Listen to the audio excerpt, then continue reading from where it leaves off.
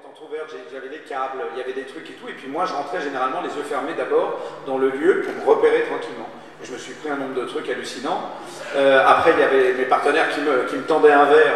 Et évidemment, les deux, trois soirs. Ils ont vraiment joué le jeu tout de suite ou ils se sont dit, oh, ben, il est fou? Non, parce que ce que je voulais, c'est qu'ils me considèrent, qu'il n'ait pas de rapport avec moi, d'amitié tout de suite, et qu'ils comprennent que j'étais d'abord, parce que je ne pouvais pas passer de l'un à l'autre, j'étais obligé d'être dans une espèce d'état presque d'hypnose pour rester comme ça et être à l'écoute totale de ce qui se passe. Et de ne pas rentrer du tout dans quelque chose ou une porte en direct. La deuxième chose, c'est qu'il fallait qu'ils considèrent que dès que j'arrivais quelque part, je n'allais pas m'asseoir de moi-même. Que j'allais prendre des choses, renverser des trucs et tout. Et au bout d'un moment, on a réussi à créer cette espèce de tension. Et donc, je me faisais asseoir, je m'installais, tout ça.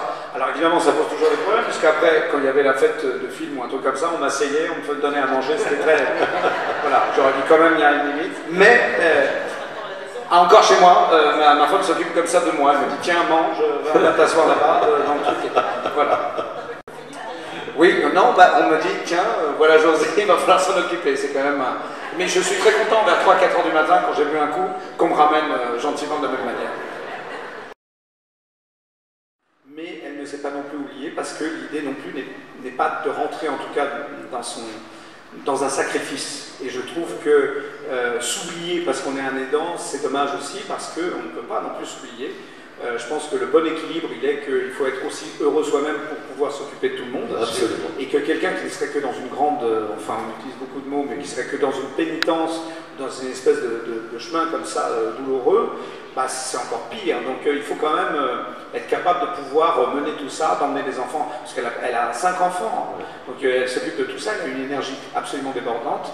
Mais c'est ça qui est très beau, c'est-à-dire qu'il y a même sa belle-mère dans le film qui la regarde comme une femme et elle se dit, bon sang, si elle va bien, bah, tout le monde ira bien, mais si elle va mal, ça n'arrangera pas plus de choses. Donc voilà, il y a un petit point comme ça, un petit peu de morale, que certaines personnes ont du mal à accepter. Moi, j'ai vu cette fameuse femme, voilà, et vous verrez dans le film, vous verrez qu'elle a aussi besoin d'avoir une vie, elle, et je les trouve formidables, parce que lui, et le type qui voilà, avec elle, est un homme aussi vraiment très respectable de ce côté-là, parce que lui, il doit endosser presque toute cette vie-là. Je suis d'accord que dans le don, et quand on dit à quelle personne formidable il est dévoué, c'est que cette personne, dans cette dévotion, s'y retrouve. Elle doit s'y retrouver, parce que sinon c'est pas possible, ça ne marche pas. Non, c'est trop difficile. C'est-à-dire que la chance que l'on a quand on est acteur, c'est qu'on se met à la place des autres. Et on se met à la place des autres pendant 1 mois ou 2 ou 3, ou même plus. Donc ça reste toujours. Moi je sais que quand je sors dans la rue maintenant, je vous dis, déjà j'étais impressionné, si vous voulez pas. Mais il y a plein de choses qui arrivent et qui me percutent. Je vous dis l'histoire de Dominique qui me disait, tu sais, tu rentres dans un bar, normalement quand il n'y a pas de musique, j'arrive et je reconnais la voix des gens. Donc je vais directement voir la voix des gens. Mais quand il y a de la musique, il me dit, je suis complètement déboussolé, je ne sais plus. Et en fait, il est perdu, donc il n'arrive pas à faire les rendez-vous comme il voudrait. Mais je me dis, maintenant, de nos jours, dans une ville, bon, ici encore, vous êtes un petit peu protégé encore, mais dans le chambard dans lequel on est à Paris, je me dis que n'importe quelle personne avec un handicap, c'est extrêmement difficile d'aller d'un point à un autre. C'est devenu presque impossible, quoi, parce qu'on voit déjà qu'en étant valide et en pouvant bouger, quelquefois c'est très complexe, quoi. Et on se rend compte qu'il y a une nuisance que l'on ne connaît pas, qui est la nuisance sonore, la nuisance du moindre truc qui gêne. Donc c'est, voilà, il y a des embûches toutes les 5 minutes, il y a des travaux, il y a toute la configuration et tout le temps, il faut être capable de s'adapter. Et ça c'est très compliqué. Voilà, pour répondre un peu à votre question, qu'est-ce qu'on va en faire? Il y a l'université de Harvard qui a fait une des plus grandes études qui soit sur qu'est-ce qui nous rend heureux. Et ils ont fait vraiment une étude sur 200 personnes, des riches, des pauvres, des gens de toutes les classes sociales. Sur le long terme. Sur le long terme, sur presque 75 ans. Il y a eu 4 chefs de projet. Oui. Et là, ils se sont rendus compte que la seule chose qui crée le bonheur chez les gens, c'était le lien. Voilà.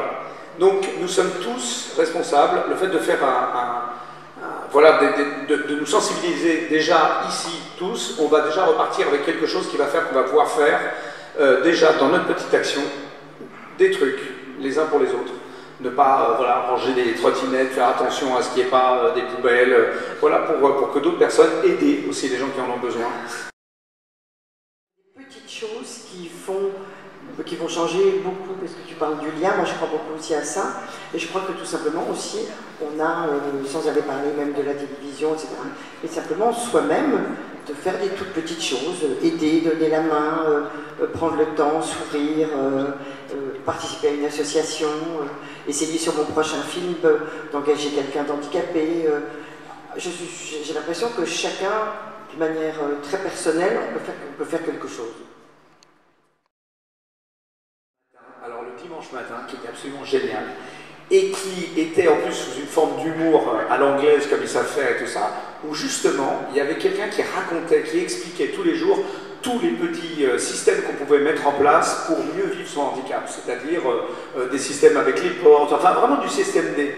Et l'émission était absolument géniale parce qu'elle était encore plus intéressante pour les gens qui ne connaissaient pas le handicap pour voir à quel point il y avait des trucs tout simples pour, voilà, quand on avait les bras un peu courts, pour pouvoir mettre des affaires quelque part, pour pouvoir rentrer, ou comment on se retrouvait dans un problème avec un siège ou une roue qui était crevée, et comment on peut se sortir de cette situation.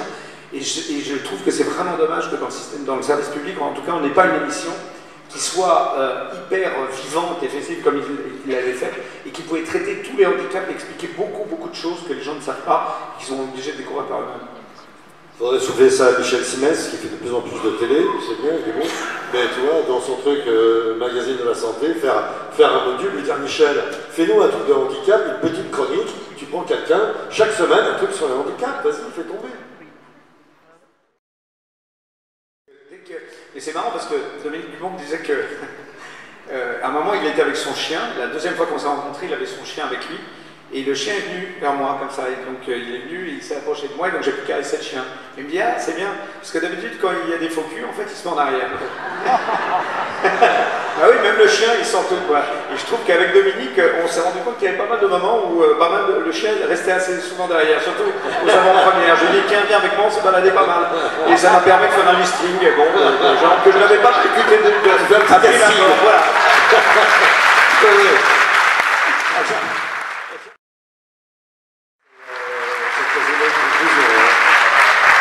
Qu'est-ce que vous allez faire de tout ça?